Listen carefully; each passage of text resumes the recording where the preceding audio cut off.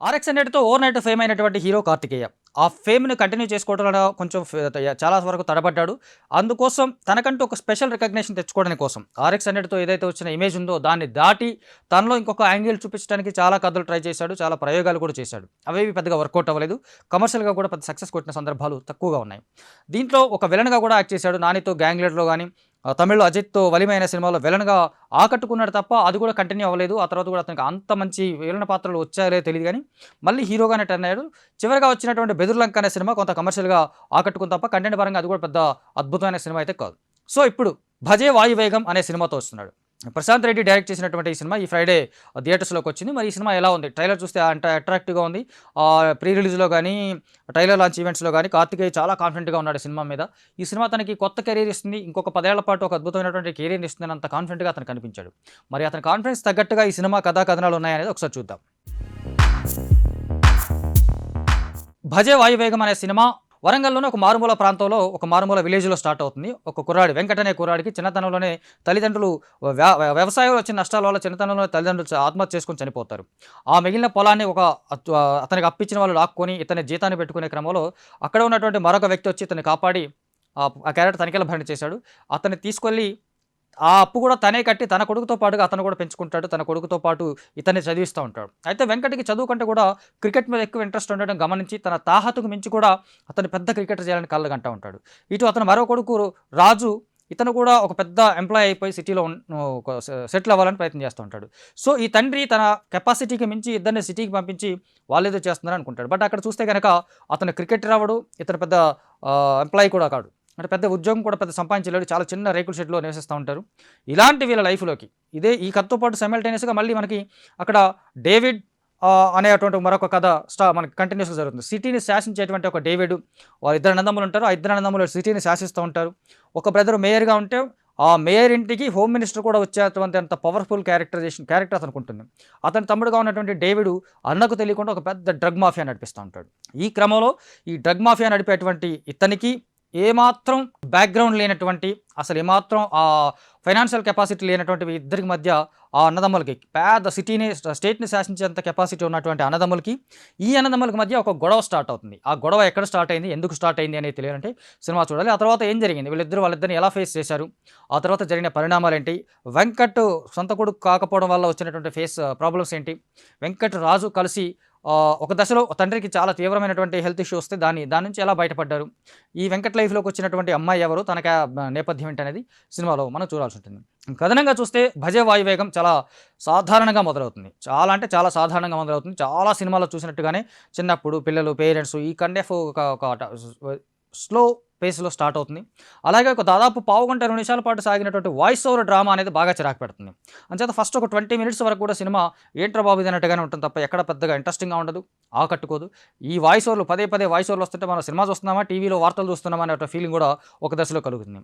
ఆ తర్వాత ఎప్పుడైతే వీళ్ళు పెద్దవాళ్ళు అవుతారో, సిటీకెళ్తారో, అక్కడ వీళ్ళు చేస్తున్నటువంటి డ్రామా ఇవన్నీ కూడా సాధారణంగానే ఉంటాయి. అక్కడ ఒక లవ్ స్టోరీ బస్తీలో, అడ్డగొట్టు అనే ప్రాంతంలో ఒక బస్తీలో లవ్ స్టోరీ. బస్తీలో ఉన్న అమ్మాయినే ఈ వెంకట్ అనే కుర్రాడు ప్రేమిస్తూ వాళ్ళ మధ్య ఒక సాంగ్, ఇవన్నీ ఒక రెగ్యులర్ కంటెంట్ అలా వెళ్ళిపోతుంటుంది. బట్ ప్రీ ఇంటర్వెల్‌కి సంబంధించి చూసుకున్నట్లయితే ఇంటర్వెల్‌కు ముందు ఒక 20 నిమిషాల ముందు సినిమా కథలో వేగం మొదలవుతుంది. అక్కడి నుంచి చివరి వరకు అదే టెంపోని మెయింటైన్ చేయడంలో డైరెక్టర్ సక్సెస్ అయ్యాడని చెప్పాలి.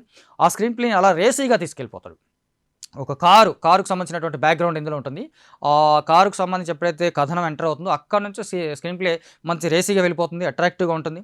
ఎక్కడ పాటలు పెట్టడము, అనవసరమైనటువంటి ఫైట్‌లకు వెళ్ళడము ఇలాంటివి లేకుండా కేవలం ఆ కంటెంట్ మీదే ఫోకస్ చేసి వాళ్ళు ఎదుర్కొంటున్నటువంటి ప్రాబ్లమ్ ఏదైతే ఉందో, ఆ ప్రాబ్లమ్ నుంచి ఇద్దరు అన్నదమ్ములు ఎలా బయటపడాలి, తండ్రిని ఎలా కాపాడుకోవాలనే ఒక ఇంటెన్స్ ఎమోషనల్ డ్రామాతోని ఈ రేసీ స్క్రీన్ ప్లేతో వెళ్ళిపోవటం వల్ల ఆడియన్స్‌కు తలదిప్పుకునే అవకాశం ఉండదు. అలాగని అద్భుతం అని కాదు.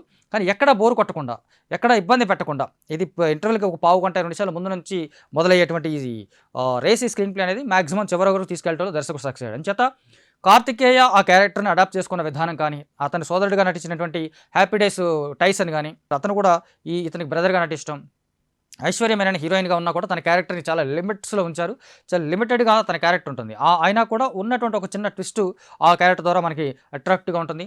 అది సినిమా కూడా ఒక టర్నింగ్ పాయింట్ లాగా కనిపిస్తోంది. సో, ఒక రకంగా చెప్తే సెకండ్ హాఫ్‌లో ఈ హీరోయిన్ క్యారెక్టర్‌కి పెద్దగా స్పేస్ లేదు. మహా అయితే మొత్తం కలిపి ఒక పావుగంట కనిపిస్తుంది అంతే.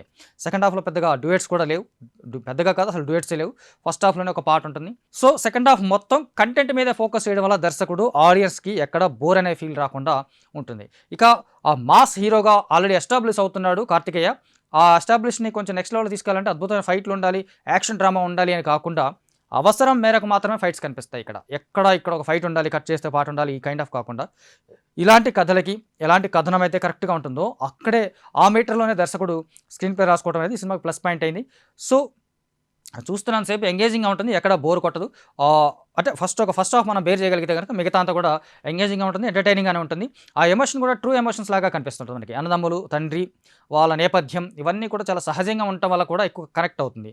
అలాగే ఒక మంచి తండ్రి తన పిల్లల నుంచి ఏం ఆశిస్తాడు అనేది, వాళ్ళు తప్పు చేసిన సమయంలో ఎలా ప్రవర్తిస్తాడనే ఒక చిన్న సన్నివేశం హాస్పిటల్‌లో ఉంటుంది. అది ఎక్స్ట్రార్డినరీ ఉంటుంది. చాలా వరకు ఆ సన్నివేశానికి చూసుకుంటే గనక ఆ ఫాదర్ క్యారెక్టర్ యొక్క క్యారెక్టరైజేషన్ అనేది మనకి అద్భుతంగా ఎలివేట్ అవుతుందక్కడ. సో, ఈ న్యాచురల్ ఎమోషన్స్ వల్ల దానికి సంబంధించి వాళ్ళొక పెద్ద కింగ్ పిన్ ఎదుర్కోవాల్సి రావడం, ఒక దశలో సిటీ పోలీస్ మొత్తం ఈ వెంకట్ అనే కుర్రాడి కోసం ఎదురు చూస్తుండడం అనే ఒక పాయింట్ చాలా మెల్లగా స్క్రీన్ ప్లే గ్రాఫ్ అలా పెరుగుతూ పోవటం వల్ల, అది రేసీ స్క్రీన్ ప్లేతో ఉండటం వల్ల ఆకట్టుకుంటుంది, అలరిస్తుంది. సో, 'భజే వాయువేగం' టైటిల్‌కి తగ్గట్టుగా ఫస్ట్ హాఫ్‌లో లేకపోయినా తర్వాత అంతా ఆ వేగం కంటిన్యూ చేయడంలో మాక్సిమం సక్సెస్ అయ్యారని చెప్పాలి. సో, ఇక కార్తికేయ నటన పరంగా చూసుకుంటే చెప్పినట్టుగా తన క్యారెక్టర్‌ని బాగా అడాప్ట్ చేసుకున్నాడు. ఈ క్యారెక్టర్ నమ్మాడు. అందుకని ఎప్పుడైనా పాత్రను బాగా నమ్ముతారో ఆ క్యారెక్టర్‌ని బాగా ఓన్ చేసుకొని చాలా సహజంగా నటించేందుకు ప్రయత్నిస్తారు ఏ ఆర్టిస్ట్ అయినా, ఎంత చిన్న పాత్ర అయినా. ఈ విషయంలో కార్తికేయ ఈ సినిమా నిజంగానే 100% నమ్మాడు. అతని నమ్మకం నిజమయ్యే అవకాశాలు కూడా చాలా ఎక్కువగా ఉన్నాయి. చాలా రోజుల తర్వాత కనిపించినటువంటి టైసన్ కూడా ఆకట్టుకున్నాడు. ఐశ్వర్య మీనన్ నటన బాగుంది. తను క్యూట్‌గా పాటలు కూడా బాగుంది.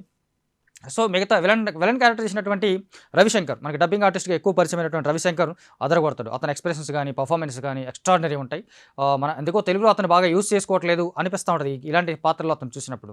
సో, ఓవరాల్‌గా చూసుకుంటే 'భజే వాయువేగం' దర్శకుడు ప్రశాంత్ రెడ్డి తీసుకున్నటువంటి పాయింట్‌ని కొంత తడబడ్డప్పటికీ ఫస్ట్ హాఫ్‌లో, ఆ తర్వాత పర్ఫెక్ట్‌గా హ్యాండిల్ చేయగలిగాడు. అతనికి ఇది ఫస్ట్ పిక్చరు. సో, ఆ ఫస్ట్ పిక్చర్ అనేటువంటి ఒక తడబాటు ఎక్కడ కనిపించలేదు మాక్సిమం ఇటు సెకండ్ హాఫ్‌కి వచ్చేసరికి. అందుచేత సినిమా ఆకట్టుకుంటుంది. ఈవీ క్రియేషన్స్‌కి మాక్సిమం మరొక హిట్ పడే అవకాశాలున్నాయని చెప్పొచ్చు.